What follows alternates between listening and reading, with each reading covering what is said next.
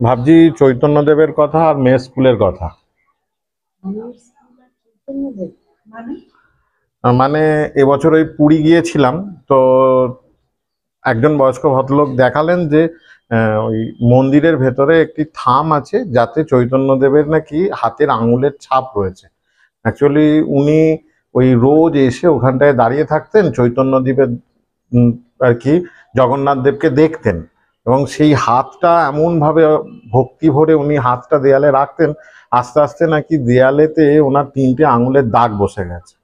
আর মেয়ের স্কুলের কথা কেন ভাবছি সেটা হচ্ছে যে একজন ভদ্রমহিলাকে আমি গত 3 বছর ধরে স্কুলের গেটে দেখি ওই মেয়েকে আনতে যাওয়ার সময়, যে উনি ওই ওনার ছেলের ছুটি হবে বলে স্কুলের গেটটাকে ঠিক এইভাবে ধরে দাঁড়িয়ে থাকেন। উনি জানেন যে কটার সময় স্কুল ছুটি হবে, কিন্তু আধ ঘন্টা আগে থেকে এসে এইভাবে স্কুলের গেটটার দিকে ধরে দাঁড়িয়ে থাকে। আমি ভাবছি ওই স্কুলের গেটের গ্রিলেও কি তাহলে আস্তে আস্তে ওনার আঙুলের ছাপ পড়ে যাবে।